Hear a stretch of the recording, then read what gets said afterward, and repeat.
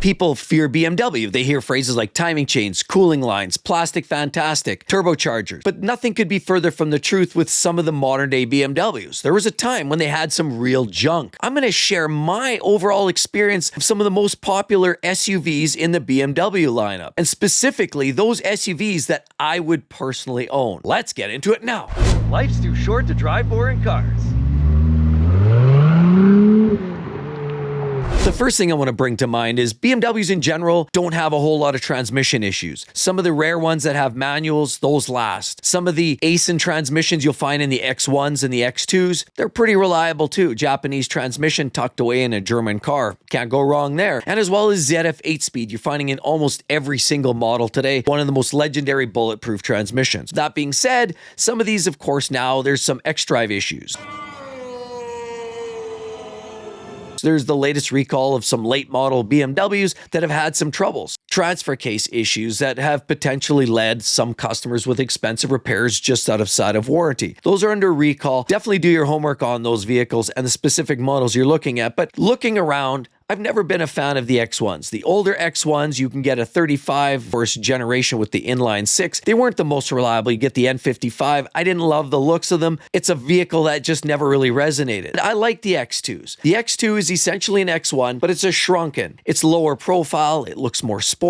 I like the looks of it. ACEN transmission. Of course, now the late model X2s you can get with the typical B48 engine or derivative of it, slightly detuned, runs sideways. It's transversely mounted. It's a reliable little vehicle. You can get all-wheel drive. I love the way they look. I love the tech, and I love the simplicity. There's no air ride suspension systems. You do get a lot of the great lighting. You get mood lighting in there. You get the big sunroofs on top, heated seats, heated steering wheel. They have all of the amenities you could possibly ask for. They're not known for huge issues. Yes, you're going to have to do maintenance, and I would strongly suggest that you do the maintenance at 3,000 to 5,000 miles for any of your oil services. Transmissions, many would argue BMW says they're service-free, maintenance-free. I would argue that's not entirely the truth. That being said, in my own personal opinion, the ZF 8-speed transmissions are pretty stout. The X2 of any generation, the older, the newer, I would buy. Generally, the X2, I'm not loving the later model. It's more of a styling exercise, and I can't stand the way they look. But underneath the fundamentals, the X2 is definitely a vehicle I would buy. With their turbo 4-cylinder engines and their transmissions, they're absolutely bulletproof. So X2 is definitely high on the list. If you're looking for entry level, a vehicle you can find on the used car market for as low as $12,000 to $15,000 US. I've seen them as low as $17,000 and $18,000 Canadian. It's a great buy on the used market with maybe only 40 or 50,000 miles onto the clock. The next model, X3 or X4, would I buy? Well, I would buy the X3. That being said, I'm not a big fan of the X4, never really have been. Again, it's more of a styling exercise because the X3 and the X4 are effectively the same vehicle. The X3, of course, now steps into a longitudinal mounted vehicle. That means the engine runs front to back. You can get the B48, the B58, and the S58 in the M version of the X3. Now, the specific X3 I would buy the X3M. That's the sweet spot. That, of course, has the M3 engine. You get the ZF 8-speed automatic transmission, and it has huge cuyans. We're talking 500 ponies, 0 to 60 in low threes. It is a fire-breathing dragon. So the X3M is definitely high on my list, and the durability is reasonable too. Moving down the line, of course, you have the vehicles like the X3 M40i. That's another model I would get. It has the invariably reliable B58 engine, which is the 3-liter single-turbo twin-scroll, straight-six 3-liter engine that everybody loves them, holding all kinds of values because people know they're durable. Are there problems? Sure, early generations, there was issues. Of course, plastic oil pumps. Later models didn't have that. Later models also came with mild hybrids. Later models also came with a revised B58 engine that also had the dual direct and port fuel injection. And the later variations had a varying degree of improvements and enhancements. Any B58 engine is a pretty reliable workhorse. So any 40 series X3 is high on my list. The 30 series is fine, just not my personal choice. The B48 in that vehicle, it gets the job done. It's reliable, and many people just love them because they're price point, they're cost effective, and you can get into them for a song and a dance. If performance isn't your game, then that might be a good place to get in, and I would 100% advocate for the X3 and the X3 M40i, of course, with the X3M topping the charts. So the entire X3 lineup has always sat fairly well with me. The X7 is a model that I would consider buying, except skip the N63. The N63 engine, even though the later upgraded versions, TU upgrades, NU upgrades on the later variations of the X7 have been improved, I would skip all V8 engines in the BMW lineup, in my own personal opinion, unless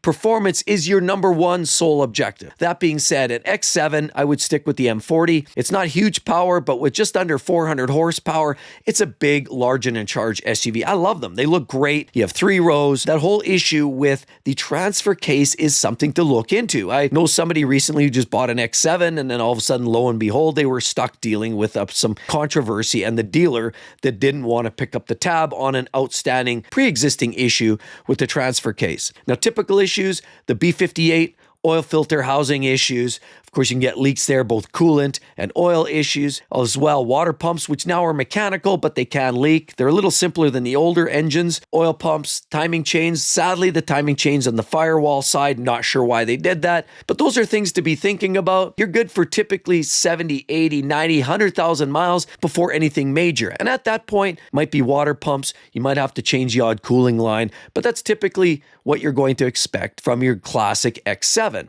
So stick with the B58 engine in the X7. Don't go outside that realm, in my own personal opinion. Now we'd move to the X5. Now the X5 has been around a long time, so we can talk for days on this. I've owned an X5 35D, but I've got friends who've got the X5Ms. I've got friends who've got X5, the 40i series. I've got friends that have the X5, the older 35i. What I can really kind of summarize, the X5 is a sweet spot. It's the perfect size. You get the widest variety of different drivetrains. It's a beautiful looking vehicle. Some of them come with 3-row. Ours had a 3-row. Very few do. It's almost like a unicorn. If you can get one, grab it. Hold on to it because they're sought after. My personal favorite in the X5 lineup is any diesels. M57, we had that.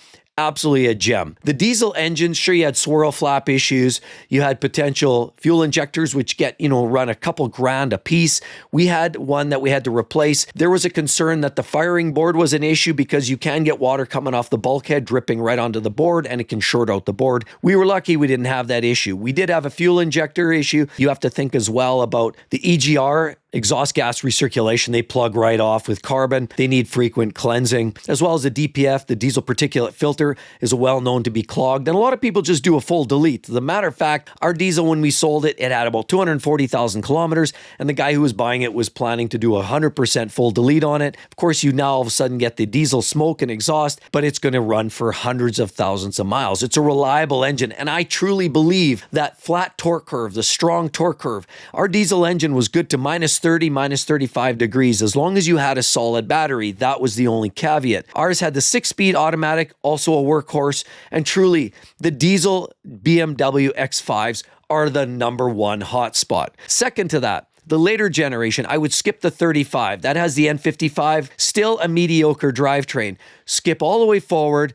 Don't buy those. Go with the 40 series. So the X5 40i is the other BMW X5 I would consider buying. It still gets you 350 to 400 horsepower, ZF 8-speed automatic, beautiful vehicle, good performance, good economy, and a solid level of reliability. Same problems at the X7, oil filter housing issues. There could be potential issues with the water pumps, thermostats. Those are all potential change-out wear items. Of course, timing chain on the back firewall, and typical cooling line issues. And other than plastic valve covers, most of the issues are isolated to more cooling line issues and just standard maintenance. They're inherently a robust vehicle. Timing chains aren't a big issue. Turbos aren't a big issue. Do your oil services and you're good to go. Now, there was a recall, and this applies for any vehicle with the B58 from the X3s all the way up to the X7s inclusively. Now the oil filter housing, there looks to be a potential class action lawsuit allegedly addressing the fact that BMW seemed to be aware of leaks, mixing, and other kind of challenges with that. Over long extended oil service intervals could suck in the oil filter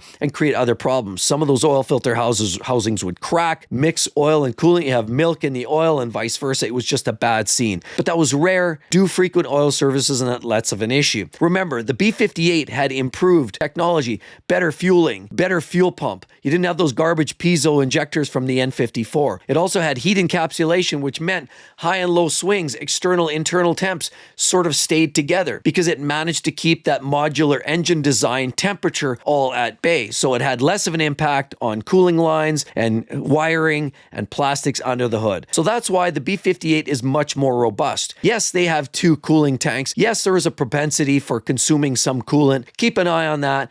Keep that topped up and you're good to go. So realistically, the X5, I would buy the 40 series or of course any of the older diesels. If you're really a diehard, skip the N63, go right to the X5M. Now, you're going to take on larger repair bills, but they've gotten vastly better. With the N63 improvements over the years, the S63's gotten better as well. Now you're going to expect more improved fueling, timing chain, and even the battery drawn issues that we saw in some of the earlier models. There was less and less and less of that. Window regulators still a potential issue. Now there's more technology under there to potentially fail. So you're dealing with vehicles that are going to cost you more money. So again, if you're going to buy an X5M, they're not cheap. They're going to be expensive to maintain. But if the performance is your number one game, that vehicle will absolutely destroy a lot of the competition. The Porsche Cayennes, the Audi RSQ8, those are all great vehicles.